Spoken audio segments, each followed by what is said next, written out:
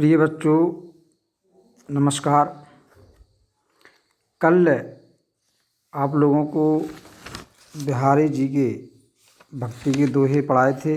उनका अर्थ समझाया था, उनकी व्याख्या समझाई थी, संदर्भ बताया था और प्रसंग बताया था, और उसके साथ उसका काव्यगत सौंदर्य भी सभी दोहों का बताया था। अब आज उसी क्रम में नीति के दोहे जो ये भी बिहारी सतसई से लिए गए हैं सभी, और इसमें बताया जा रहा है कि हमारी क्या नीतियां हैं, क्या करना चाहिए, किस प्रकार से वातावरण होना चाहिए, क्या होना चाहिए, इस बारे में सब बताया गया है। बिहारी सतसई से ये सभी दोहे लिए गए हैं। तो पहला दोहा है,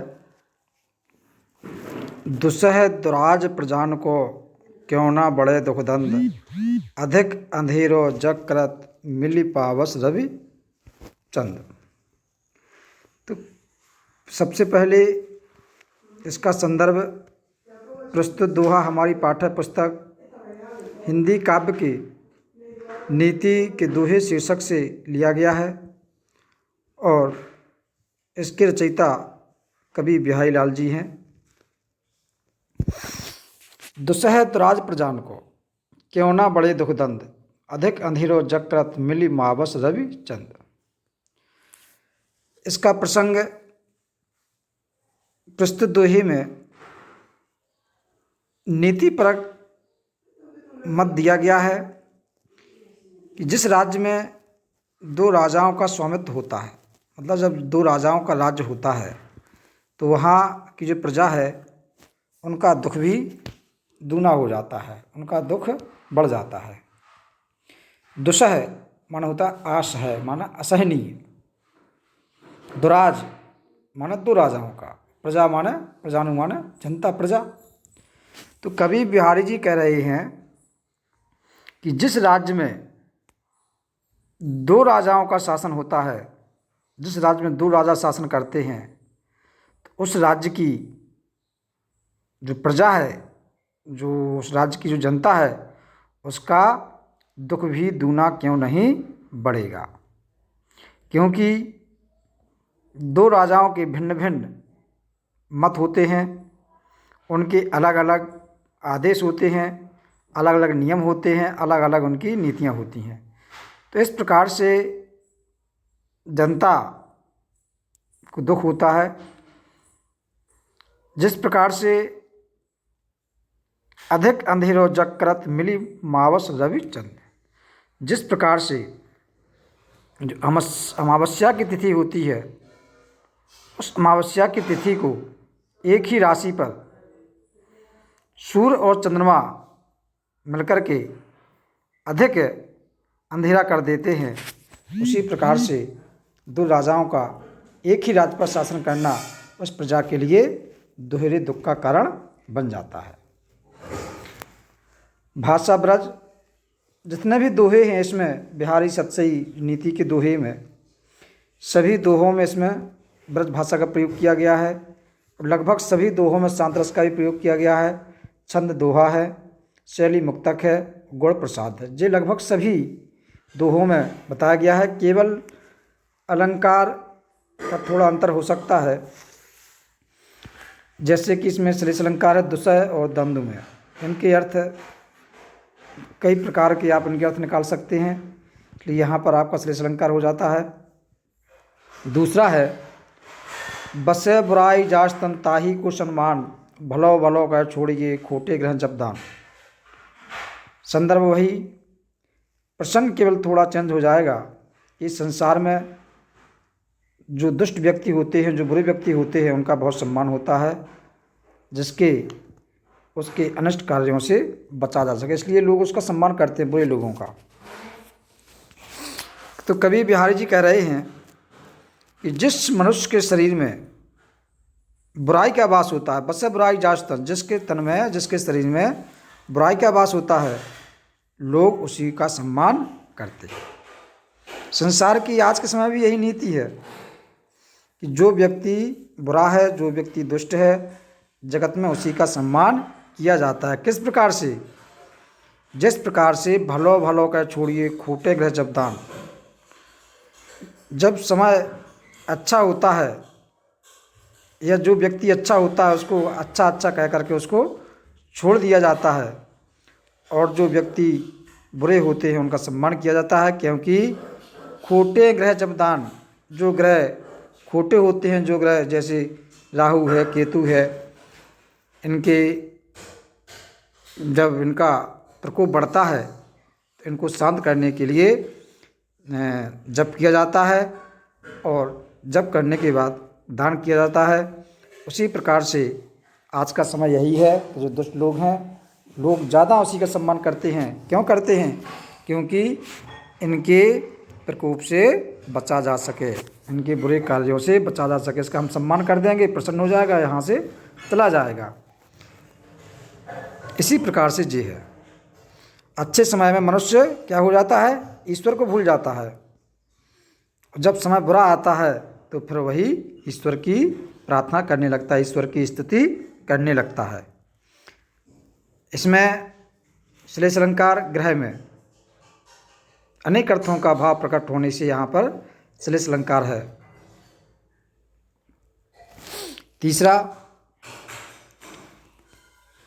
नर की अरु नल नीर की गति एक एक कर जोए, जैतो नीचो हो चले तैतो ऊंचो होए। नर माने मनुष्य, अरु माने होता है इच्छाएं, नल नीर माने नल का पानी, गति माने चाल, और जैतो माने जितना, तैतो माने उतना। इसमें बताया जा रहा है, इसका प्रसंग है, इसमें मनुष्य की विनम्रता की जो महत्ता है उसका वर्णन इसमें दोहे में किया गया है। नर माने मनुष्य, मनुष्य की और जो नल का जो पानी है इसकी गति कैसी होती है?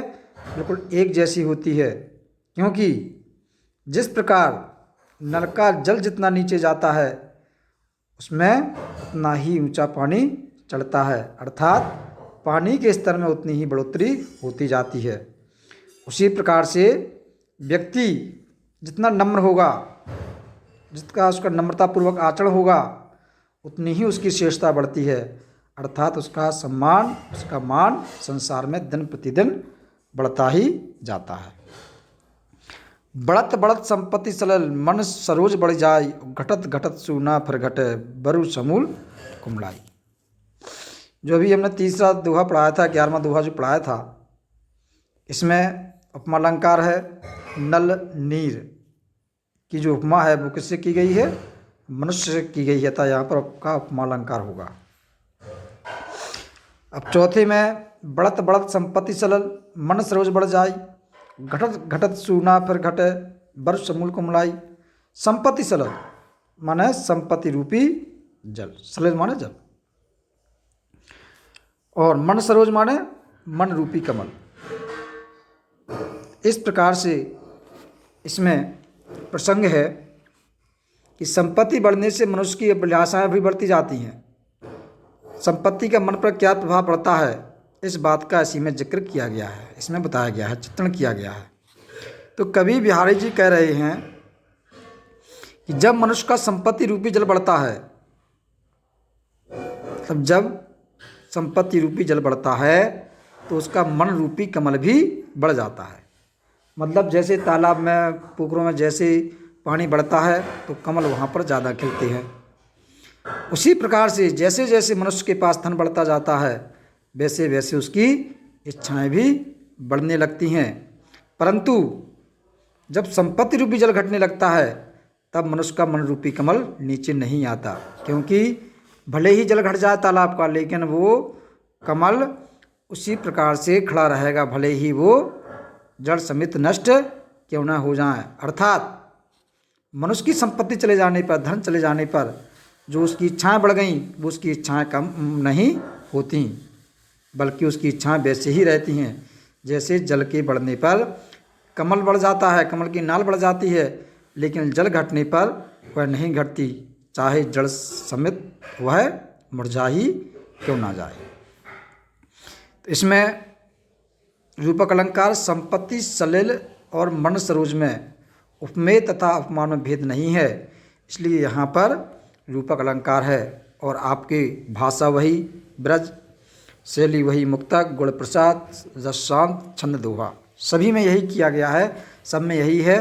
केवल अलंकार चेंज हो जाता है, अलग दोहों के हिसाब से अलग अलग अलंकार उसमें आ जाते हैं और सभी का काव्यगत सौंदर्य लगभग एक सा रहेगा।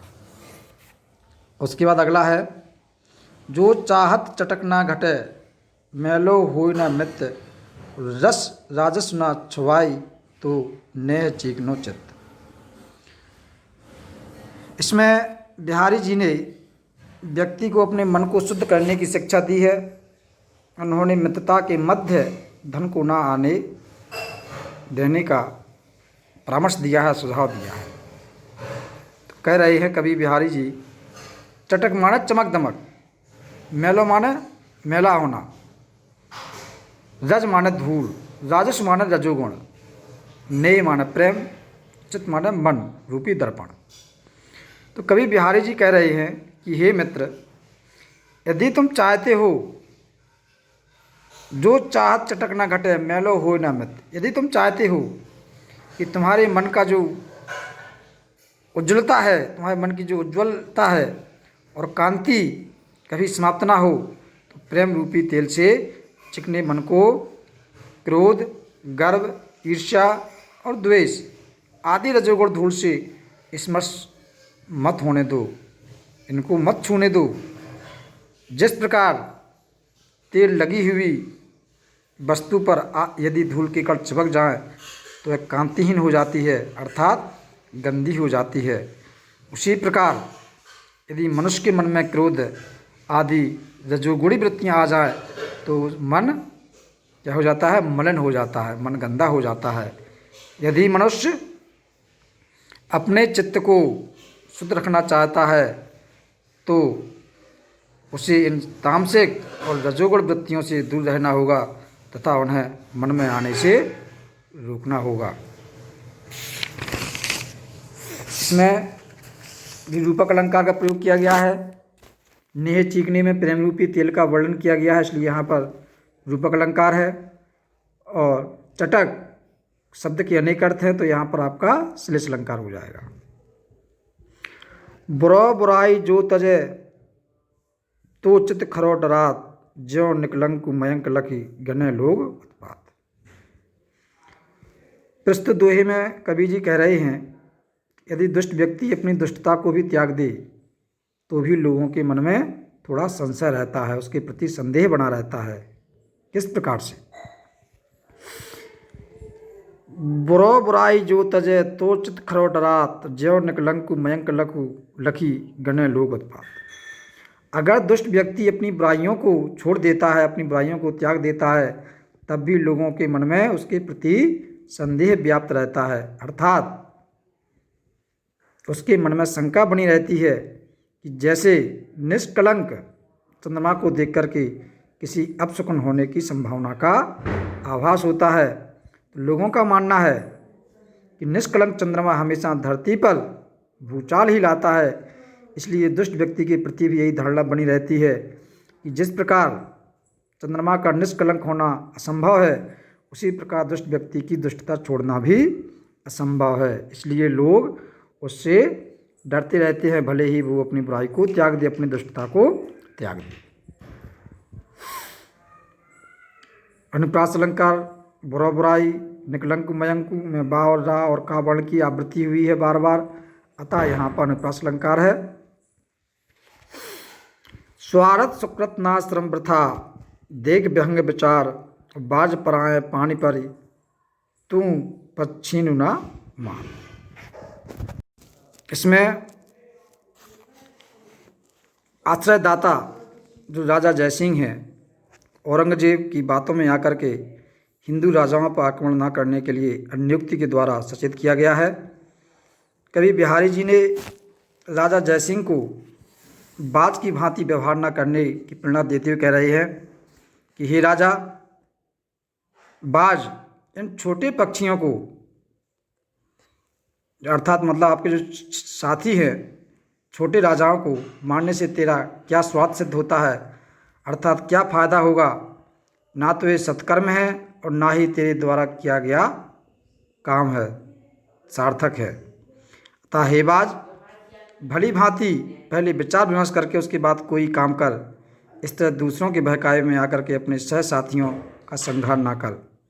औरंगजेब के कहने पर अपने पक्ष के जो हिंदू राजाओं पर आक्रमण करके उनका संहार मत कर, क्योंकि तेरे परिश्रम का फल तुझे ना मिलकर के औरंगजेब को प्राप्त होगा। यहाँ पर श्लेष अलंकार है पराय पानी परे में। इस प्रकार से आपका ये पाठ पूरा होता है। बहुत बहुत धन्यवाद।